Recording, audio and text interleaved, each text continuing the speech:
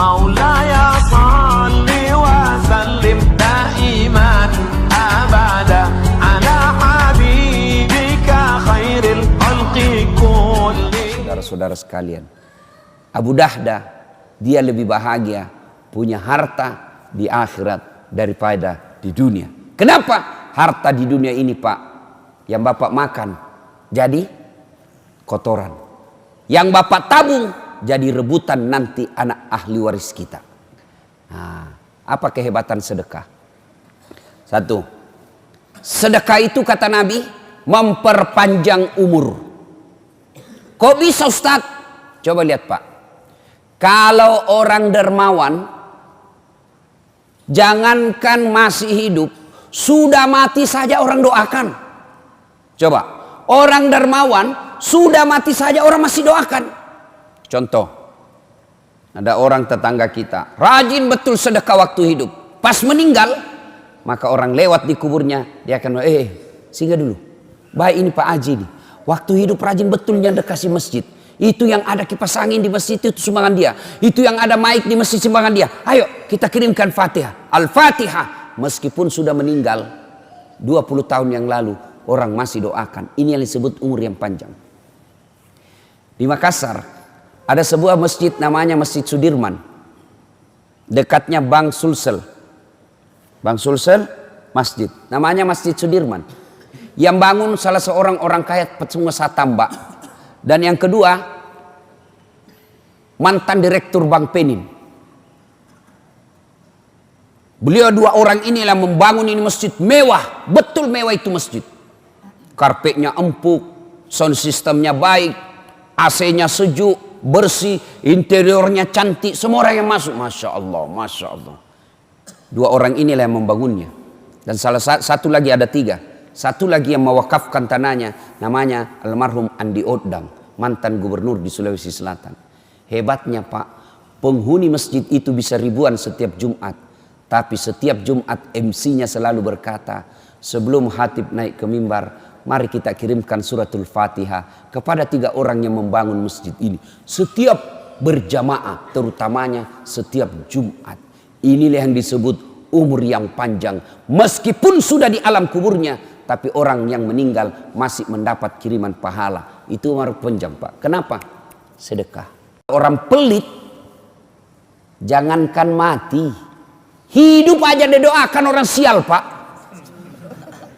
Itu orang pelit. Orang masih hidup saja didoakan orang sial. Ada orang minta sedekah tidak pernah. Datang takmir masjid, tidak pernah aja dikasihnya. Lewat mobilnya, tidak pernah orang. Lewat mobil, Pak, orang pasti bilang, mudah-mudahan tabrakan. Pelit betul itu orang, mudah-mudahan dicuri ban mobilnya.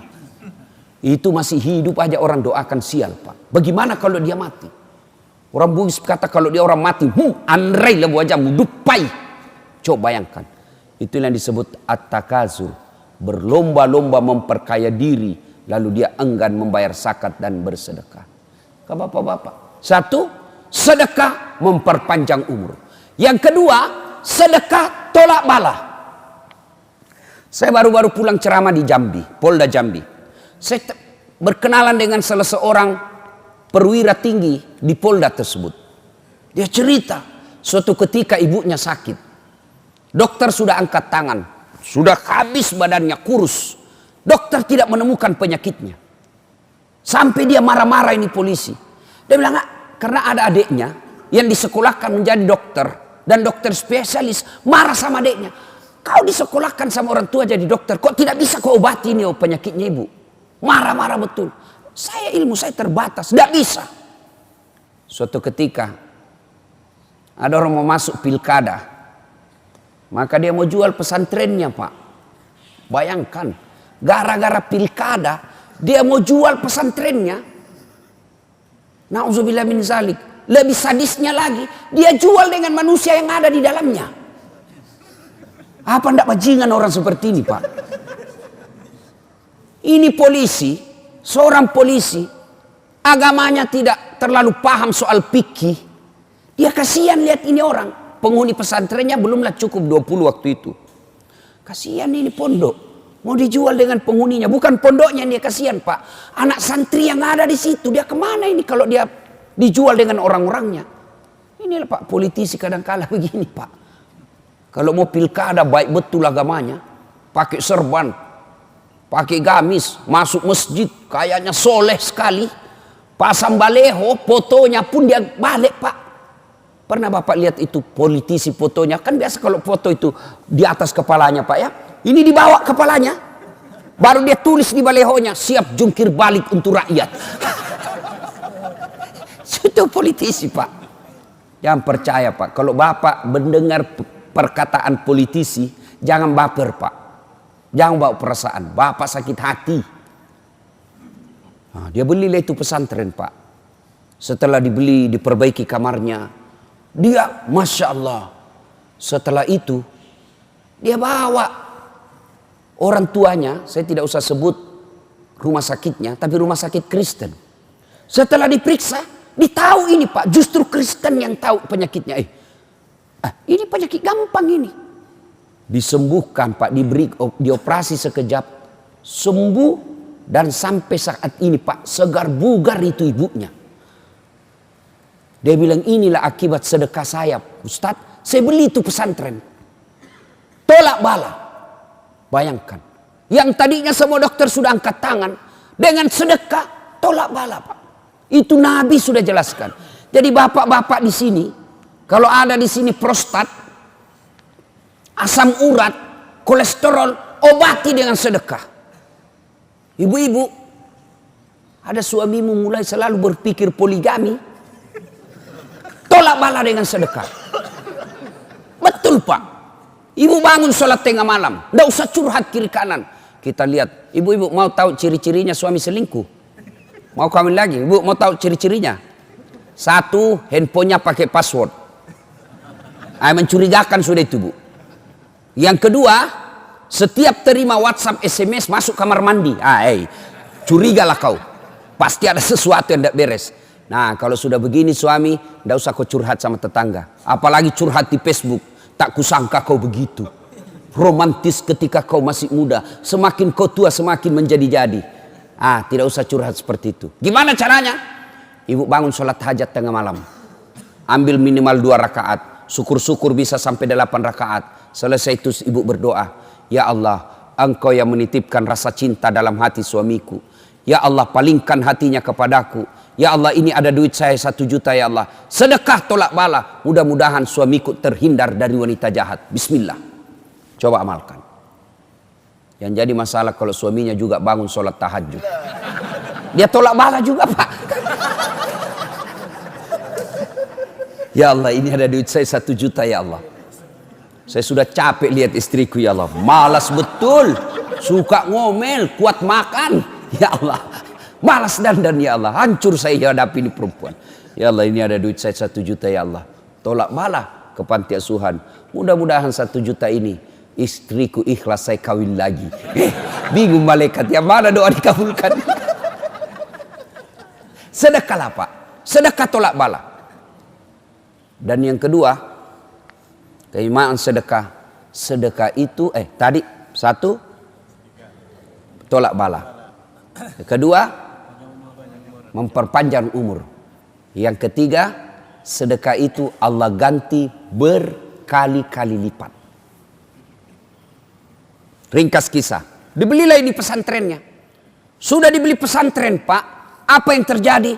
Subhanallah, dapat bantuan dari pemerintah Indonesia untuk membangun pesantrennya. Berapa bantuannya? 2 miliar. Makin berkembang pesantrennya itu Pak, luar biasa. Akhirnya hebatnya lagi, yang keempat, keutamaan sedekah membuat doa terkabul. Sambung lagi kisahnya nih Bapak polisi. Semenjak dia jadi polisi, tugasnya selalu di luar Jambi. Tidak pernah dapat SK Jambi. Ibunya berkata, nak, kau kembalilah tugas di kampungmu ini. Saya makin tua, saya mau senang lihat kau bertugas di kampungmu. Dengan izin Allah, doa ibu tersebut dikabulkan, anaknya tugas kembali ke Jambi. Maka bapak-bapak, ibu-ibu, kalau mau doamu cepat dikabulkan, bersedekahlah. Dan demi Allah, tidak ada orang bangkrut gara-gara sedekah. Apa Bapak pernah ada di komplek ini? Ustaz, itu yang di sudut rumahnya kaya betul dulu itu Ustaz. Cuma karena rajin sedekah bangkrut dia. Bapak pernah dengar itu? Yang bangkrut bukan sedekah. Yang bangkrut gara-gara poligami. Bukan. Apa? Selingkuh. Oh, selingkuh bikin bangkrut Pak. Ya.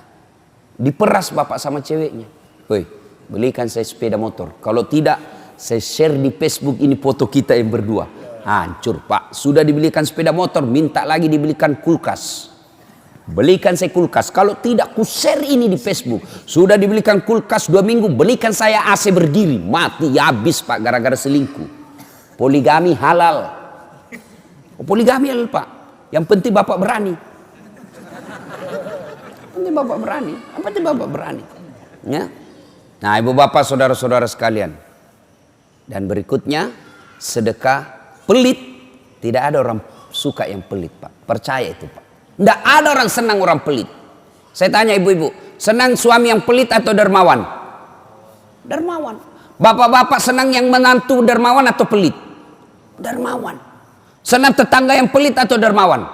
Dermawan. Tidak ada orang suka orang pelit. Bahkan orang pelit sekalipun tidak suka sama orang pelit. Rumus itu Pak. Dia bilang jangan kau ke rumahnya, pelit betul itu. Padahal dia juga pelit. Itu jeleknya orang sifat pelit Pak. Bersedekahlah. Bu ibu, sedekahlah. Karena harta yang kita miliki kata Nabi hanya 3. 1, yang habis kita makan.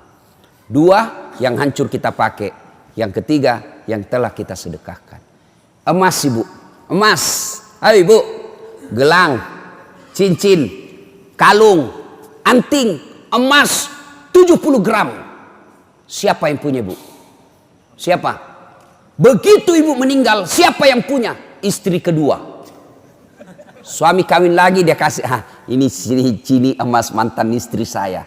Ibu menderita di kubur, suamimu enreyen di tempat tidur dengan pengantin baru. Maka bersedekahlah. Adik-adik, kalian mau menjadi pengusaha muda, tidak usah kau baca motivator. Tidak, lebih kau belajar sedekah. Jangan pernah lewatkan maghrib tanpa sedekah sehari pun. Mau itu 10.000, 5.000, 1.000, belajarlah bersedekah agar kalian menjadi kaya. Jangan menunggu kaya baru kalian mau bersedekah. Rasulullah telah membuktikan itu, dan kita siap melihat dalam kehidupan sosial betapa banyak orang Allah semakin lipat gandakan hartanya karena dia banyak bersedekah. Tapi demi Allah, sedekah semua itu tidak ada gunanya ketika tidak dibuka dengan sholat. Itulah bedanya kita dengan non-muslim. Meskipun dia banyak sedekahnya, tapi dia tidak bersahadat, maka sedekah-sedekahnya tidak ada gunanya. Kalian juga orang Islam, ketika rajin bersedekah, wakaf 1 masjid, wakaf 2 masjid, wakaf tanah pembangunan gedung sekolah, tapi dia tidak sholat, demi Allah semua wakaf-wakafnya tidak ada gunanya. Kenapa? As-salatu miftahul khair, as-salatu miftahul jannah. Solat itu kuncinya ibadah, solat itu kuncinya surga. Ketika tidak ada solatmu, tidak ada kunci kebaikanmu. Ketika tidak ada solatmu, tidak ada kunci surgamu. Sehingga Allah di akhirat kelak akan berkata, saat ini pahala sedekahmu 10 gunung, mana kuncinya? Kalau kau mau ambil ini, mana passwordnya? Atau kalau kita sekarang barcode, ini kau punya ini, masuk barcode-nya. Muncul tenggelam, muncul tenggelam. Ini yang hari Jumat saja sholatnya Pak. Paling terlambat datang, paling cepat pulang. Khatib khutbah dia tidur. Pas bangun dia bilang, aliran apa ini mesti? Tidak ada khutbahnya. Bukan aliran apa, kau yang datang dengar apa. Nah ibu bapak saudara-saudara sekalian, inilah tausiah kita. Mudah-mudahan ada manfaat karena saya ngejar penerbangan ke Pekanbaru. Saya lanjut ke Bandar Lampung sehingga cukup, mudah-mudahan ada manfaat. Tidak ada gunanya ilmu yang kita pelore hari ini kalau sebentar kita tidak mau bersedekah. Mulailah sedekah dengan hari ini. Mulai Pak, mulai ikhtiar hari ini. 1 hari jangan pernah lewatkan tanpa sedekah. Saya tidak bisa bersedekah dengan duit. Sedekahlah dengan senyum. Karena senyum adalah sedekah. Kalau kita miskin. Saya tidak punya pun dia bersedekah dengan senyum. Sedekahlah dengan apa? Doakan sesamamu muslim. Tidak bisa juga doakan. Sedekahlah dengan apa? Jangan mengganggu sesamamu manusia. Maka itu sedekahmu kepada dia dengan tidak mengganggunya. Sedekah apa namanya? Sedekah dengan akhlakul karimah.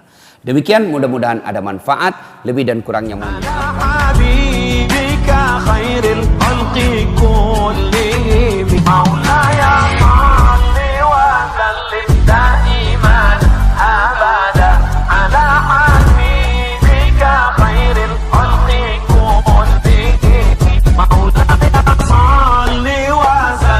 دائما أبدا على حبيبك خير الخلق كلهم